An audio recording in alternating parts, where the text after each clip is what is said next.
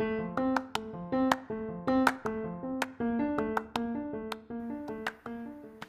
this is Karen. Thanks for joining me. I can't wait for you to meet my rock movers. What's a rock mover? A rock mover is a woman who does what others say is impossible. She achieves goals that were once only dreams. She's a mom, wife, sister, friend, CEO, or entrepreneur. And she is an all around rock star in her world. While she's moving rocks out of her own bag, she's also helped moving the rocks for other women. And she's moving rocks for me.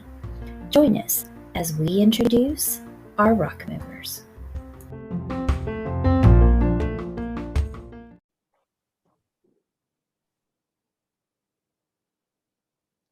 You look beautiful. Thank you. Okay, good morning, rock movers. I'm so excited about the interview that I get to share this morning with someone that I just know y'all are going to love. This is my friend, Julie Norman. Julie is the co-founder of Ziglar Realty, the daughter of Ziglar and Jean Ziglar. She owns a health and wellness business as well as being a trainer and coach for Ziglar Inc. She's also a public speaker and a nonprofit fundraiser speaker. She's an author and co-authored with her dad, and she was also her father's editor for 20 years.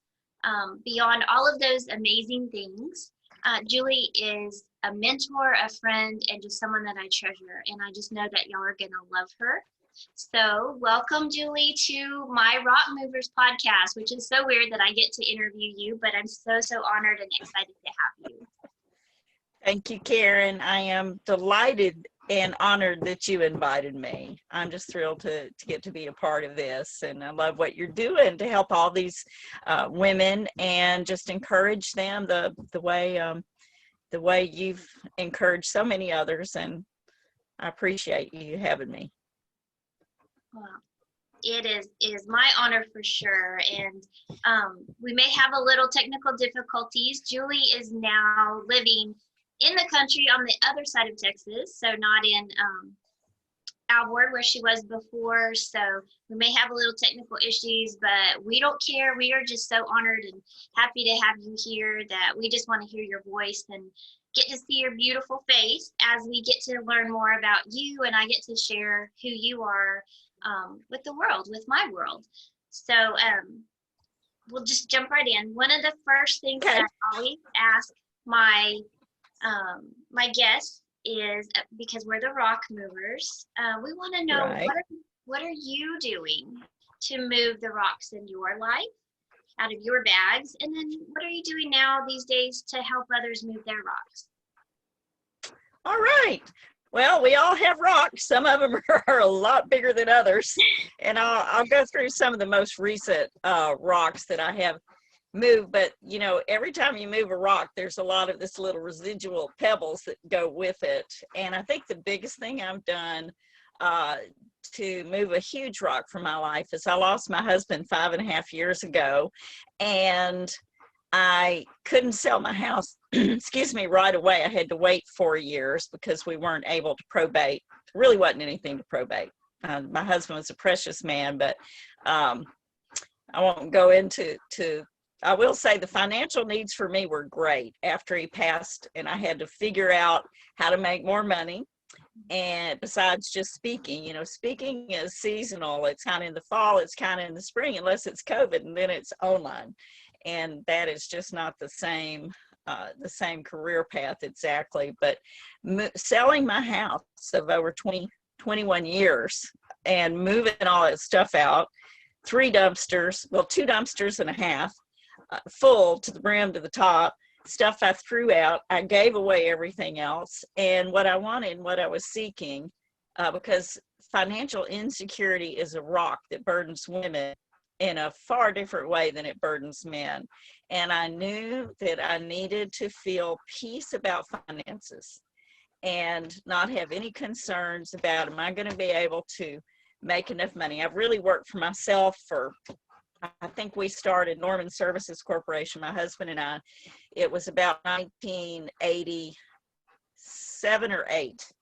And I've had that corporation ever since, and everything I've done, even with Ziglar Inc., they hired me to do it. But I had to sell that house to get the financial security I wanted. And it was just a big undertaking, a huge undertaking. And that was a huge rock. Organizationally, rock I'm trying to move right now is just getting all my paperwork organized since the move, and because I've started a new business since I've gotten here entirely. So there've been a lot of big changes. Fortunately, are something I'm good with. But what I help other women move in their rocks is just, I like to encourage them to not be afraid to move forward and try new things, and to let go of the things that are holding them back. And especially spiritual things. If I see that a woman consistently is making choices that God's real clear in the scripture about, and I know that his scriptures are to protect us and to make our lives whole and better, then I will share. You know, if we can this part of your choice making, and if you can be pleasing to God, make pleasing him your top priority in your life, and being obedient. And I'm not talking about it's not that you have to give up stuff that you it's not giving the only stuff you're giving up is the stuff that pulls you down, because he doesn't ask us to give away the things or undo the things that are really good for us. So I just help women see more clearly their best choices. I think that's a better way to say it. Yeah. I think that's a great way to say it, because that's exactly who you've been for me.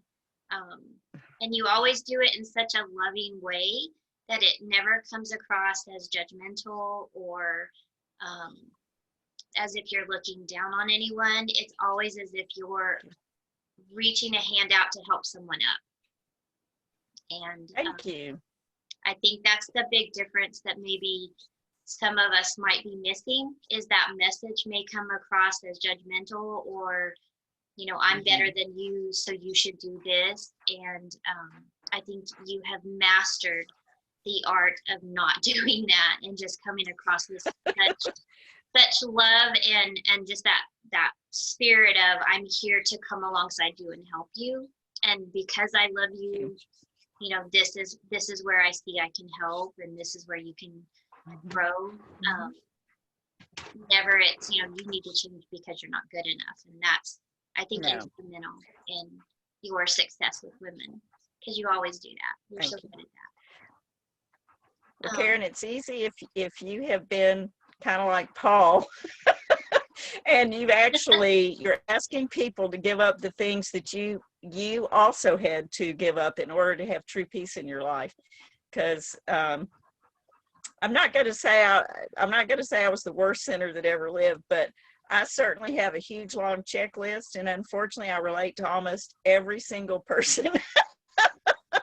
I don't care if it's weight, it's alcohol, it's, you know, you name it, honey. I will never judge.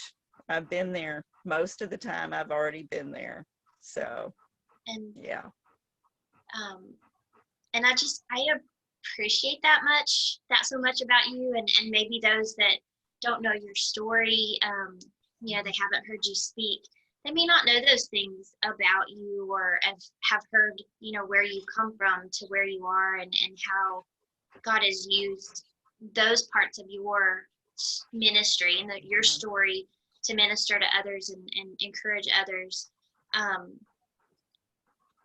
Can you share a little bit, just maybe a little bit brief, about, you know, how that story has impacted you, and kind of where you were, where you are? Okay. I had a really happy, normal childhood till I was 13, and Dad moved us to Dallas, Texas from Columbia, South Carolina.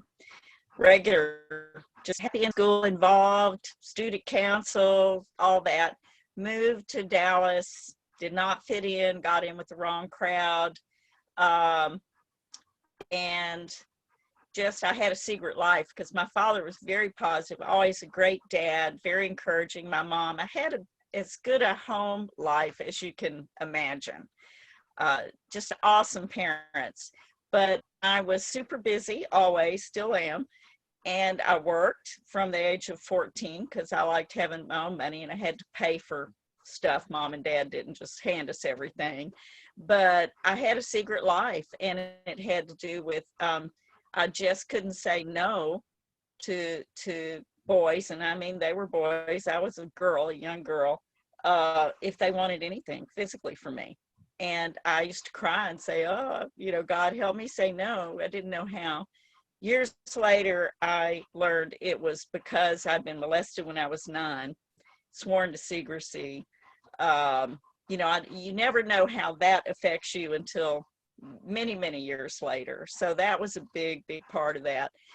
And I became a believer in Christ when I was 17. I went to Bill Gothard Youth Conflict Seminar, and it was very real.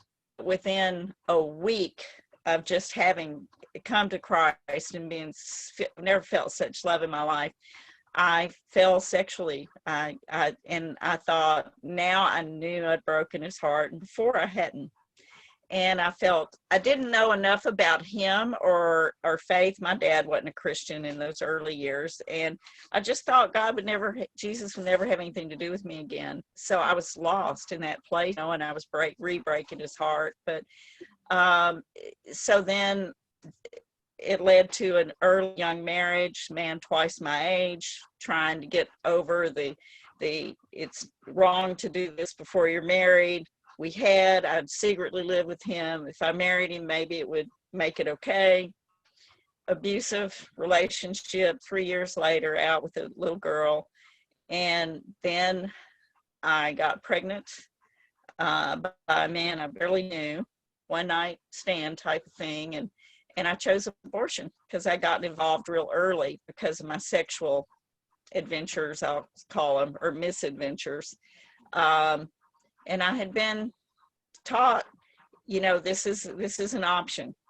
And because it was legal at that time, I really didn't give it a second thought, and I wouldn't give it much thought at all. I just knew I couldn't embarrass my father, who at that time was the leader of a Sunday school class of over 300, First Baptist, biggest Baptist church in the world. And I just couldn't shame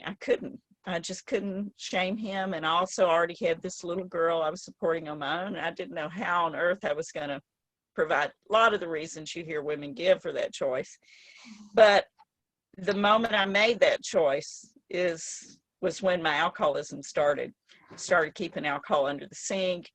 I had no idea the depression that came over me was a result of the abortion, because how do you grieve a baby you've never even allowed yourself to think about? And yet every bit of my natural God-given instincts told me I had a loss, but the world told me I shouldn't feel anything. Year and a half later, got pregnant again, made the same choice, and the abortions just defined me for a number of years, a lot of counseling. And finally, I reached a spiritual place where I was able to get the right kind of help, and I was set free from that. And in AA, I've been sober since 1986. Thank you, Lord. That was huge. My husband, I remarried 7 years later, and we both drank alcoholically and both got sober. But we were both seeking God. So one requirement for me to remarry was I knew I wanted Jesus fully in my life. I just didn't know how to do it. So I was one of those gradual grow into that relationship. And since then, it has just been a beautiful growth process. And Karen, I met you all-time favorite church with my all-time favorite pastor. And it was, I think, the closest thing to probably a Jesus time church of anything I'd ever belonged to. And it was when I was there that I got the help on the abortions from. I didn't know that pregnancy resource centers offer post-abortion counseling, Bible studies. And boy, it set me free. I'm so free. And then my parents, I started getting asked to speak about that. And as soon as my dad was for it immediately, my mother had to get over the social whatever. And it just took her a few years. But once she said, you know, I know God wants you to do that, and I'm okay. And my parents opened the door for me to share my experience. You know, and it could have been at their expense, but it's really been a blessing to so many, because that is the number one thing women don't talk about. And, you know, men don't either. Right. So that's my history. Divorce. My second husband and I were separated for a year. I love to speak. God put all that back together. It just kind of been there and done that. Been so broke. I had like 8 cents to buy something to eat once when I was married to my first husband, and I bought a seed potato not knowing it was for planting and eating. And I can remember pulling that sweet potato looking thing out of the oven and opening it up, and it was rotten, and just crying. I've been to where there's nothing. I've had cars repossessed out from under me. These are not things you'd think Zig Ziglar's daughter would experience. But because of the choices I made, yeah. But you know what? God uses it all, every bit. He has used every bit of that. And I'm going to try not to cry today. Okay. But this whole thing that you just said is why you have made such a difference in so many lives, including mine, because we all have our own stories and our own battles and our own wounds. But when someone like me can see someone like you has gone through this, and to see you living God's grace and God's mercy and extending that back to us, okay, I lied, I'm gonna cry. It just changes everything. It gives hope, and it gives just this feeling of, you know, possibility. And I don't know why I put makeup on today. I should have known better. But anyway, it's just another reason I love you, because you are so real and you are so genuine. And you know, God bless your mom and dad for giving you that opportunity to share, because it just reinforced exactly who they were, and the realness of your entire family. Because it wasn't, your dad didn't serve to serve himself, he served others, and that's who your whole family is. Thank you. So what, I'm gonna move on, I'm not gonna cry no more. Okay. So y'all, this is why I love Julie. Obviously, we had this amazing relationship that has been so precious. Even when years have gone by that we haven't talked, we can talk again and just pick right back up. And those are the relationships that are just more precious than any amount of silver or gold. And you just inspire me so much, and always have, since you know, came into my life and carried me through some of my tough times. And you gave me some wonderful advice, and I wanted to see if you would share that with our rock movers about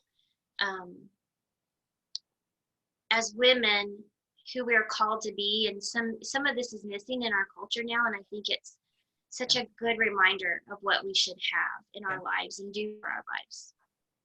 Yeah. Would you share that? And yes, I will. I was told many years ago that it's very important to have friendships with women who are at least 10 years older and with women who are 10 years younger. And the reason is you need the wisdom of the women who are older, and you need to be able to feed into and support and encourage the women who are younger. And they will, I didn't tell you this, they will also help keep you younger.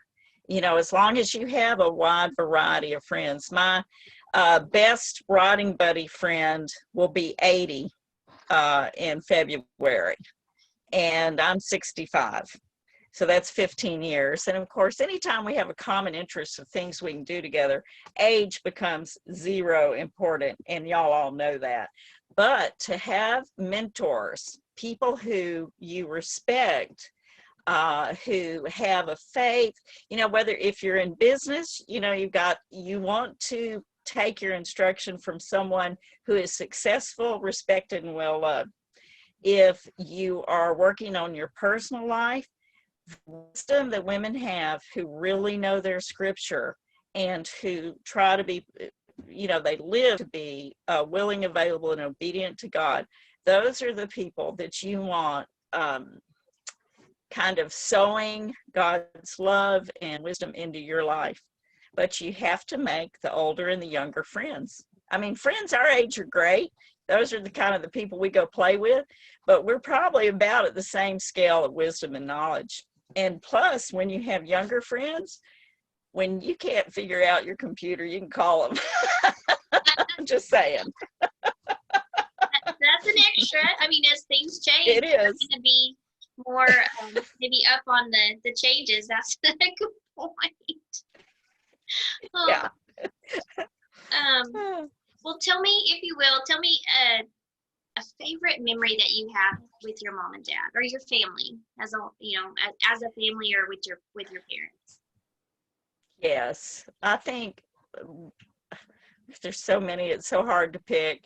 But I believe that our family vacations to Myrtle Beach, South Carolina, and we didn't stop after we moved to Texas. We kept going back there, and we'd get a house on the beach. And just those times when nobody had anything that they had to do.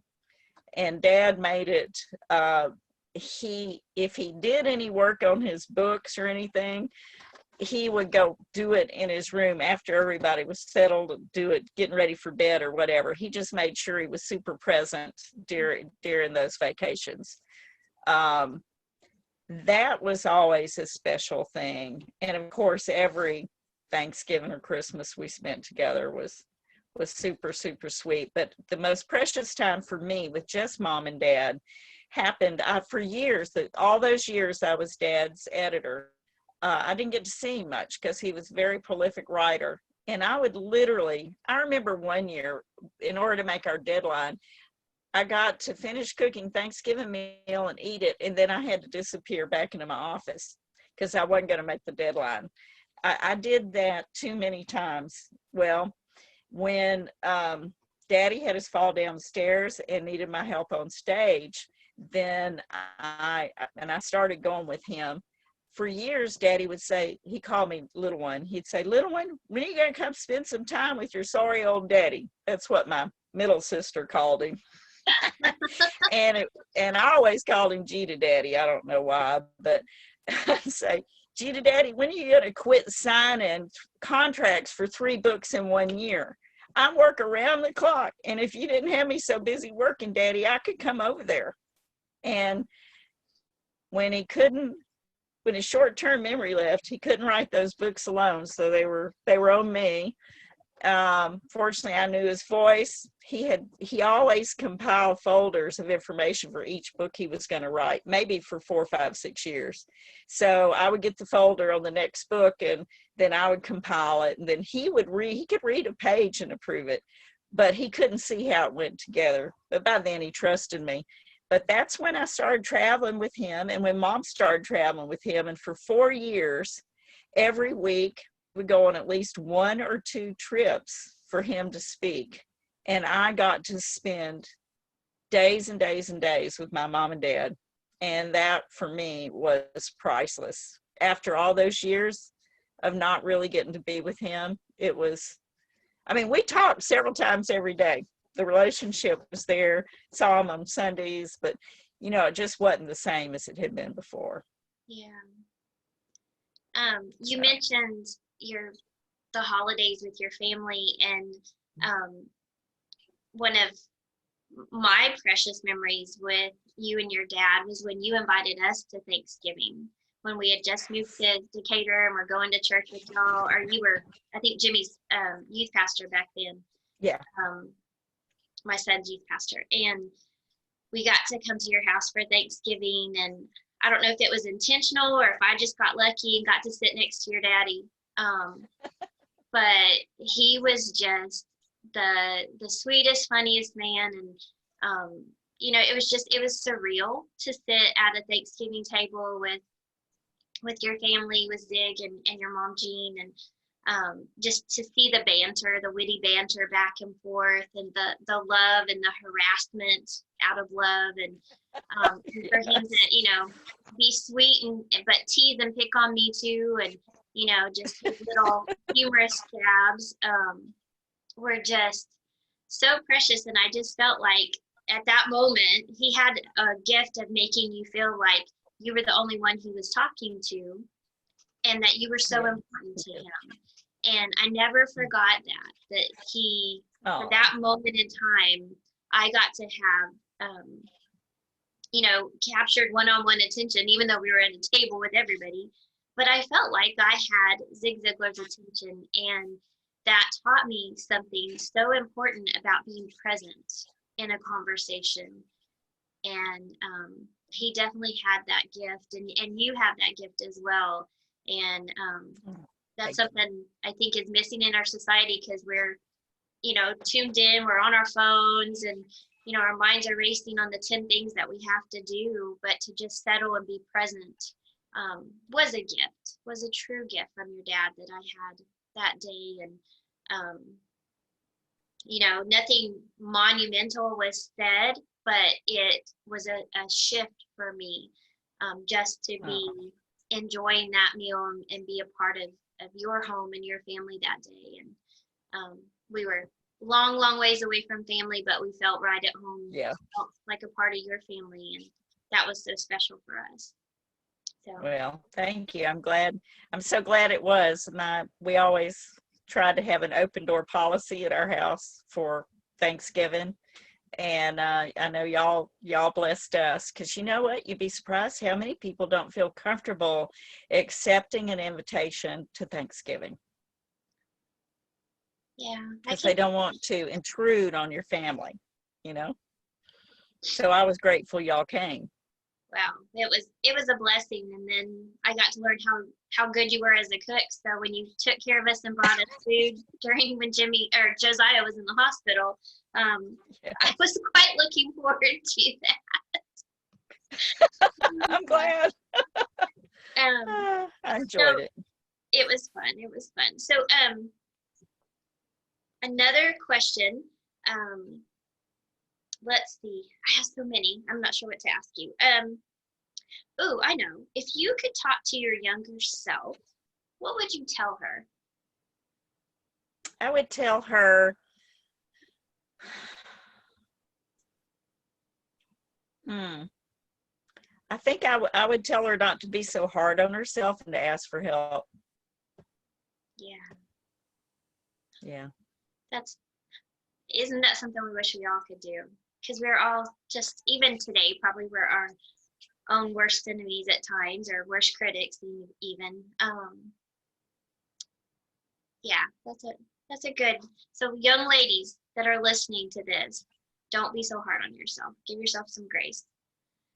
And ask for help. And ask for help. And take help. Don't be proud. Yeah, right. When people offer, they right. need to take it. Because that's probably one of my worst attributes, is I don't ask for help, and when somebody offers, I'm like, no, I'm fine. And then I'm mad that I didn't accept their help, because I really could use it. And that's why having an older friend is really important, because for some reason older women have already learned to hold other people's private stuff better, and you can trust them that because most of the stuff we need help with is stuff we don't want to admit we have a problem with.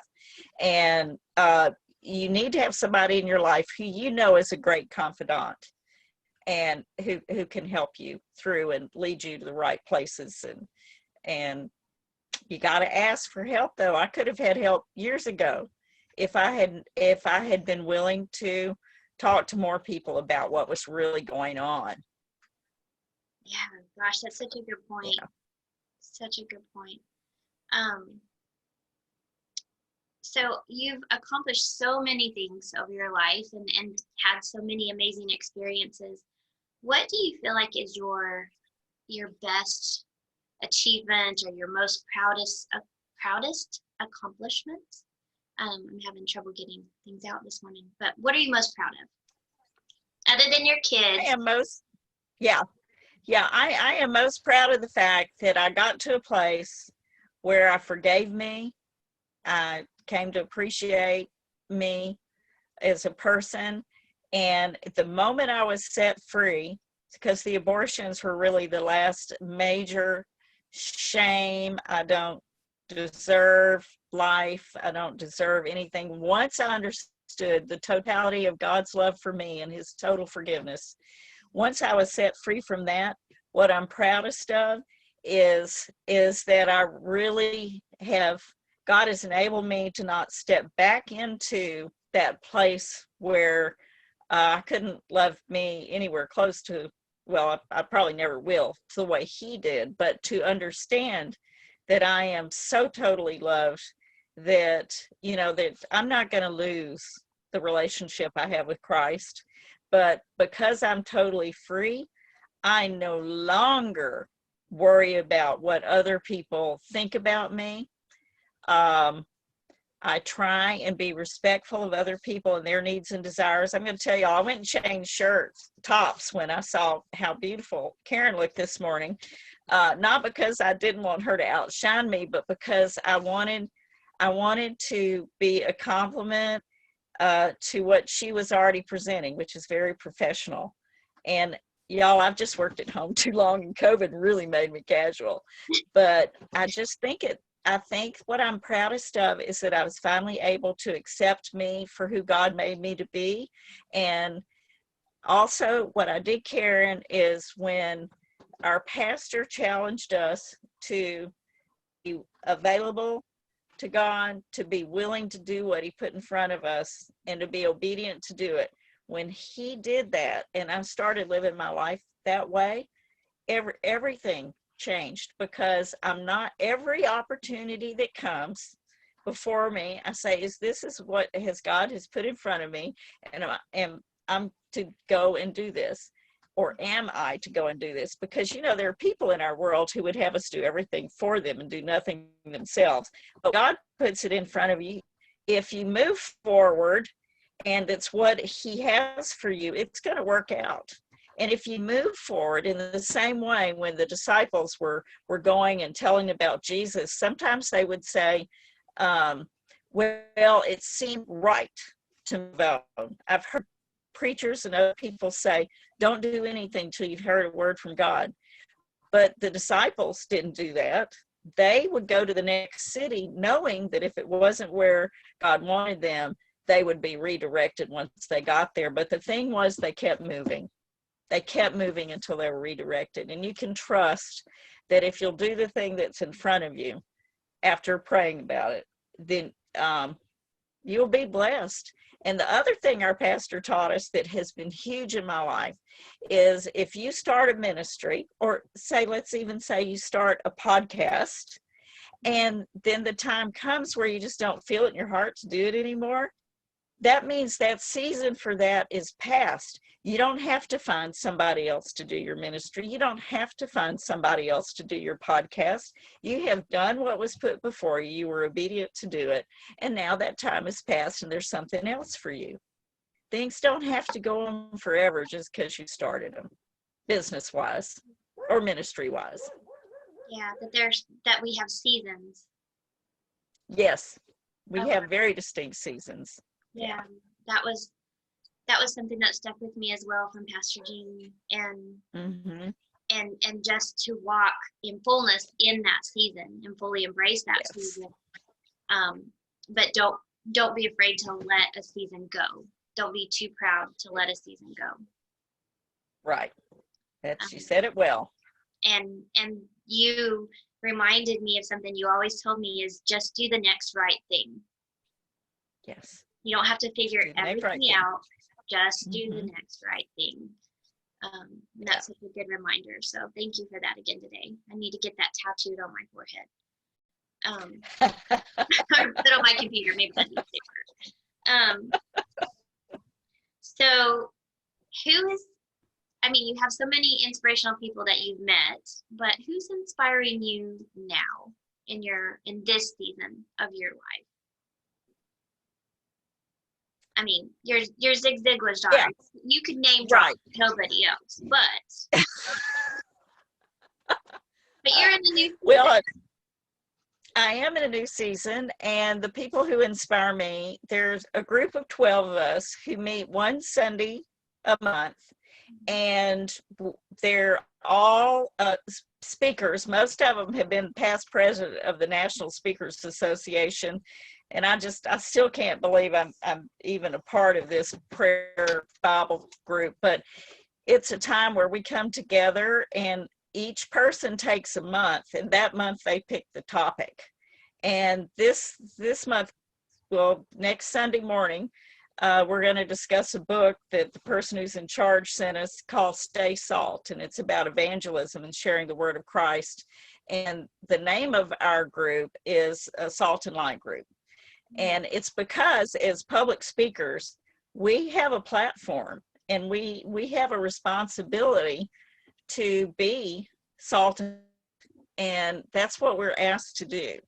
And Karen, is the salt that I think fascinated you the most about me is I'm willing to be a little salty to shine the light, but it's because the truth is the truth, and you don't have fear when you're sharing the truth. But yeah, that whole group of people are, most of them are, well, I'm one of the younger ones. There's one or two younger than me, but most of them are older, and they were very good personal friends of my father. So to sit under them once a month and hear what they've gotten out of the scriptures is just a blessing. So I would say all 11 of those people are the ones who influenced me the most.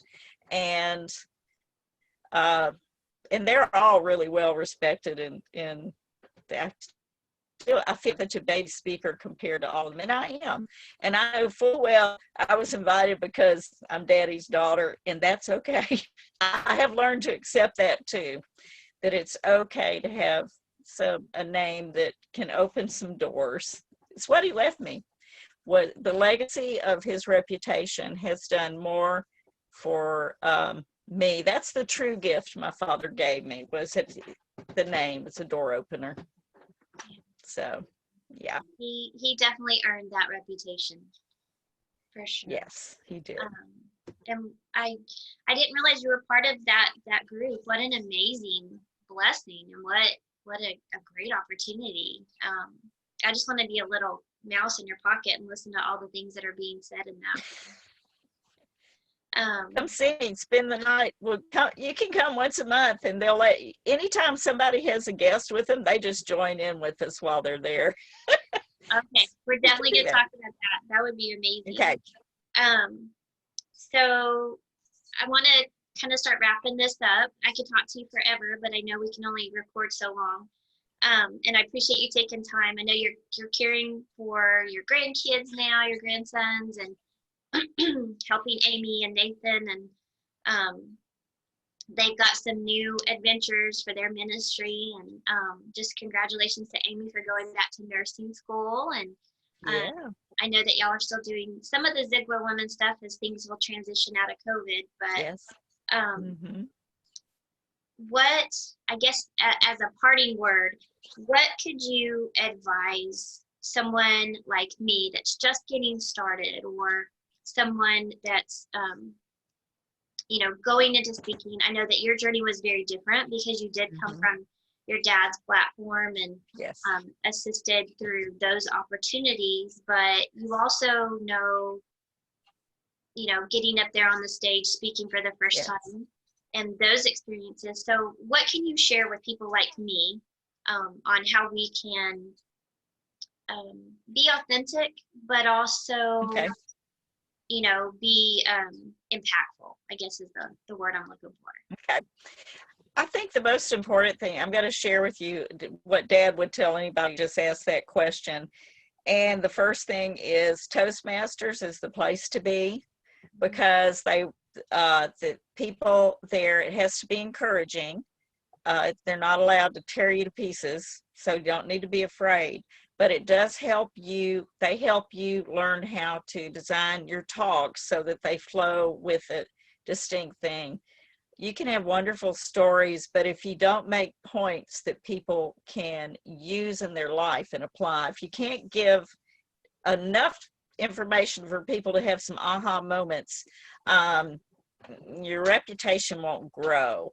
Daddy said, you know, a lot of people talk about all the stuff you should do, but they don't tell you how to do it. So you got to tell people how to do the thing that you're suggesting that they do. That's why people loved him, because he would say, if you want to change, you are who you are and where you are because because of what you put into your mind. You can change who you are and where you are by changing what you put into your mind. So I would say just put all the positive stuff, be a lifelong learner. Daddy used to call it Automobile University. And you can listen to podcasts like this, amazing, helpful, constructive, growing information. Dad also said, why is it that people who want to waste time want to waste it with you? You know, that's an office thing, like they used to call it when you go to the water cooler and you get trapped in a conversation. Yeah. Just be very conscientious about your time, where you spend it and where you allow it to go. Mm-hmm. So that's important. But I would say the most important thing is just to know that when you're going to speak for somebody, you're probably going to speak for free. Many. Daddy spoke for free at least 3,000 times before he got paid the first time. Today, speakers are much more accepted. Back then, there weren't many people even knew they could use a speaker when he started. But just be out front, pick your brand, decide what your focus is going to be, and then develop that. Networking is super important because we love to refer each other. We're not in competition. We're not all suited for the same kind of engagements. Okay. And here's something I do. Give yourself a graduated scale that you charge, because if you're speaking for churches or nonprofits, you want to have a little different scale. And what I do, even professionally, if it's a small organization, I have a $3,500 deal for nonprofits if it's less than 200 people. And then it goes up incrementally. But if it's an association, or if it's, and I have a list of different things, it's always going to be over 7,500 to 12,000. If you jump across the pond, as they call it, and you fly overseas, then you're talking 20,000. You're talking a whole week that you've got to go for maybe 1 hour. But you just need to be flexible. But because I have definitely a graduated scale, when people talk about, well, we had Julie Ziglar, she spoke for us, and somebody says, well, we did too, and what'd she charge you? And they say 7,500, and they say, well, she just charged us 35. The difference is this was a corporation and that was a ministry. And that these people had 500 people and they only had 150. So that way people can't say, well, why did you do this or that? And that is a question that will come up. Yeah. So define your prices. Okay. Great advice. Writing this down. Okay. Well, I know I could tap into all kind of questions and just try to suck all the wisdom and advice out, but you have horses to take care of and grandbabies to take care of, and I just want to be really respectful of your time. So thank you again for coming, for moving rocks in my life, the big rocks, huge monumental rocks at times, but just for loving me the way that you always have, and for allowing me to love you back and get to be a part of your journey in a tiny, tiny way. But I don't even know how to end this because I don't want it to end, but thank you. Thank you for being a part of this. Welcome. You have been amazing my entire life that I've known you, and I just can't thank you enough. So this is gonna go on Friday this week. Okay. And I post it on Facebook, and I call it Fan Friday. And I hope that you've always known that I am Julie Ziglar Norman's fan. Thank you, Karen. I do. And you know, I've always loved you and your whole entire family, and always will. That's never, never, ever going to change. And I'm looking forward to seeing you in the months ahead as you make plans to make the moves you need to move. So I just love you, and appreciate that you're helping all these gals move right ahead, and I'm happy to help. Well, All I'm trying right. to carry Thank on you. your legacy and paying it forward. So thank you you. again, and we're gonna say goodbye for now. All right. Bye now.